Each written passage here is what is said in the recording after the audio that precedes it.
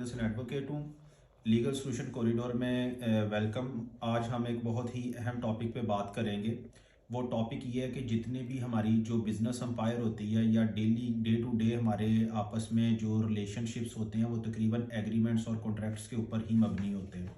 ठीक है, जो भी आप एग्रीमेंट करते हैं उसमें सबसे पहले हमने देखना होता है कि जो आप कॉन्ट्रैक्ट कर रहे हैं वो लीगली वैलिड भी हैं या नहीं।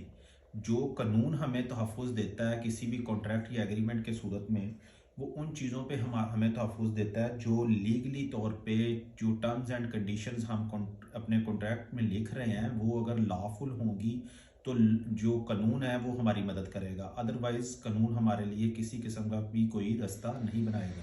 तो इन चीज़ों को सबसे पहले देखना होता है। हमारे पास सबसे पहले हम देखेंगे एसेंशियल्स ऑफ वैलिड कॉन्ट्रैक्ट क्या हैं। अगर आपने जो एसेंशियल्स ऑफ वैलिड कॉन्ट्रैक्ट ही पूरे नहीं किए तो लॉ आपकी किसी तरह भी मदद नहीं करेगा। इसमें सबसे पहले देखना है कि अगर आप जो कॉन्ट्रैक्ट में ऑफर है एक साइड से, दूसरी साइड से एक्सेप्टेंस होना ज़रूरी है।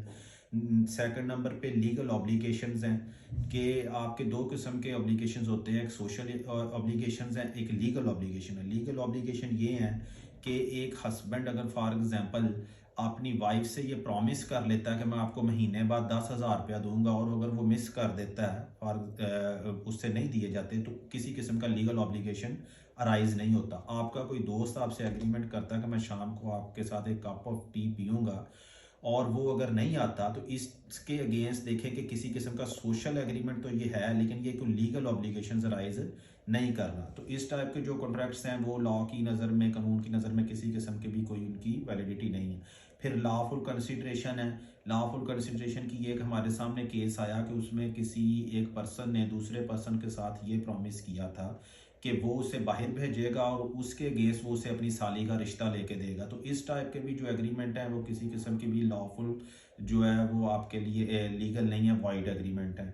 फिर कैपेसिटी ऑफ पार्टीज़ को देखा जाएगा कि जो पार्टी आपके साथ कॉन्ट्रैक्ट कर रही है वो साउंड भी होनी चाहिए, अनसाउंड माइंड भी उसका होना चाहिए और वो फ्री जो है वो कैपेसिटी उसकी ये मेजर भी होनी चाहिए। फिर फ्री कंसेंट एक बहुत बड़ा चैप्टर है कि अगर आप किसी को बाय फोर्स किसी से कोई एग्रीमेंट करवा लेते हैं तो वो भी लॉ की नज़र में वाइड है, वो इलीगल एग्रीमेंट है। लॉफुल ऑब्जेक्ट भी होना चाहिए कि आप फॉर एग्जांपल ऑब्जेक्ट जो है वो उसको भी तयन इस तरह का कर लेते हैं जिसकी कोई लॉफुल हैसियत नहीं है। जैसे कि आप किसी के साथ कोई एग्रीमेंट करते हैं कि तुमने पर्सन ए पर्सन बी से ये एग्रीमेंट करता है कि आपने पर्सन सी को मारना है और उस मारने के नतीजे में मैं आपको 5,000 दूंगा। तो ये वाला जो इस तरह का जो एग्रीमेंट है इन्फोर्सेबल बाय लॉ नहीं है। ये अगर इस तरह नहीं होता तो आप किसी भी कानून का कोई भी जो आप रास्ता नहीं बना सकते कि कानूनी तौर पे। और सर्टेनिटी ऑफ टर्म्स ये है कि आपने जो भी एग्रीमेंट करना है उसमें ईच एंड एवरीथिंग जो है वो आपकी बिल्कुल क्लियर और सर्टेन होनी चाहिए। फॉर एग्जांपल आप किसी से एग्रीमेंट ये करते हैं कि आप उसको 5,000 रुपया देंगे और वो आपको किताबें देगा।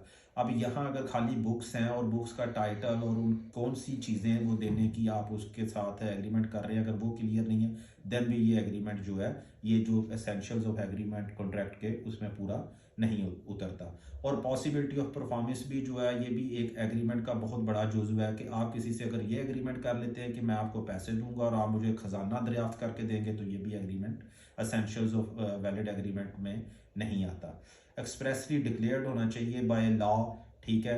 और इसमें ये सारी चीज़ें बताने का मकसद ये है कि चूँकि जो एक बिजनेस एम्पायर होती है और आपका सोशल डीलिंग्स जो होती है वो आपके जो कॉन्ट्रैक्ट्स होते हैं उनके ऊपर ही स्टैंड कर रही होती है। तो आप जब भी कोई कॉन्ट्रैक्ट करें तो ये चीज़ें जो मैंने आपको सारी बताई हैं इसको डेफिनेटली माइंड में रख के करें ताकि कल को आपको कानूनी तौर पे किसी किस्म की भी कोई बैकअप मिल सके। और अगर आप एसेंशियल्स ऑफ वैलिड कॉन्ट्रैक्ट के पे पूरा नहीं उतरते देन कानून आपके लिए कोई भी रास्ता, कोई भी पोजीशन या कोई भी आपको सपोर्ट नहीं फराहम करेगा। Thank you.